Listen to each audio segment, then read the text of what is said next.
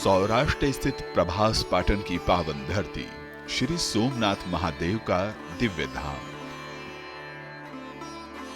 जो है 12 ज्योतिर्लिंगों में प्रथम। सदियों से प्रभास तीर्थ भगवान सोमेश्वर के भक्तों की अटूट आस्था का केंद्र है। कहा गया है, सोमलिंगम नरो दृष्ट्वा सर्व पापै प्रमुच्यते, यानी सोमनाथ के दर्शन मात्र से मनुष्य सभी पापों से मुक्त हो जाता है।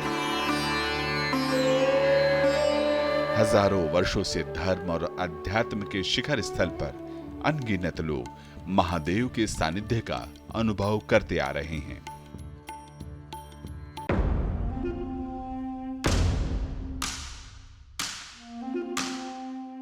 लेकिन काल चक्र में वो तारीखें भी दर्ज हैं जब इस पवित्र तीर्थ का विध्वंस करने के लिए कुटिल आक्रांताओं ने दमनकारी प्रयास किए। ऐसा पहला प्रयास हुआ आज से ठीक 1000 साल पहले। साल था 1026। महमूद गजनवी ने इस तीर्थ पर बर्बरता की थी। न सिर्फ मंदिर को तोड़ा बल्कि पावन शिवलिंग को खंडित किया। यहां तक कि उसके खंड को मस्जिद के फर्श में लगा दिया गया ताकि आने जाने वाले लोगों के पैरों तले सनातनी आस्था को रौंदा जाए। यह सिलसिला यहीं नहीं रुका। आने वाले दौर में बर्बरता का चेहरा बदला, लेकिन दमनकारी सोच वही रही। फिर चाहे वो अलाउद्दीन खिलजी हो या सुल्तान मुजफ्फर, महमूद बेगड़ा हो या औरंगजेब,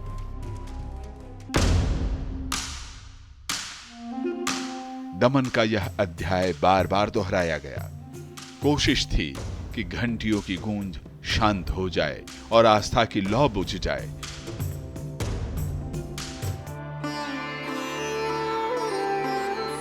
लेकिन भगवान शिव के भक्तों को भला कौन सी हुकूमत डरा सकती थी।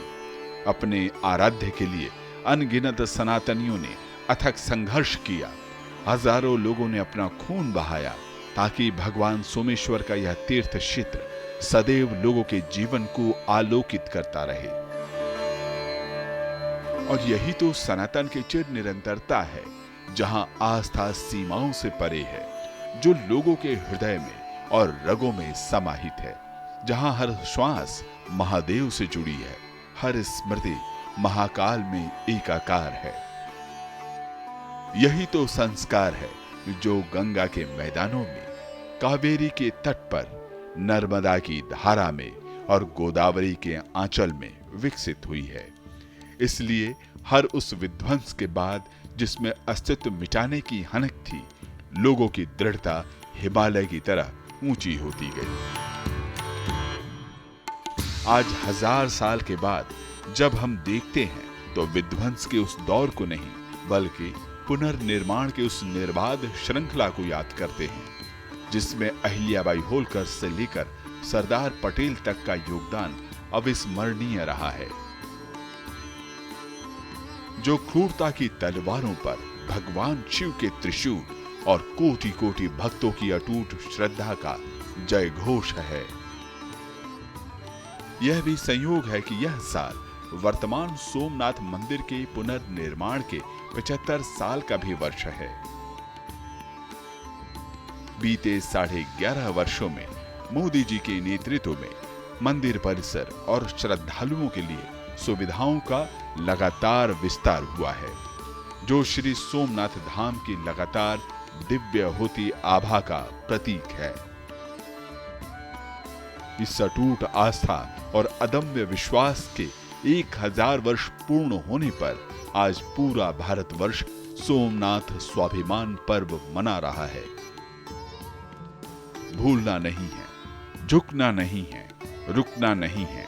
यह भारत की अडिग आस्था की प्रतिध्वनि है। श्री सोमनाथ महादेव की कृपा से आज जब देश विकसित भारत के संकल्प को लेकर आगे बढ़ रहा है, तो यह तीर्थ हमें प्रेरणा देता है कि बाधाएं कितनी भी बड़ी हों, उससे काफी बड़ा हमारा हौसला है। जय श्री सोमनाथ।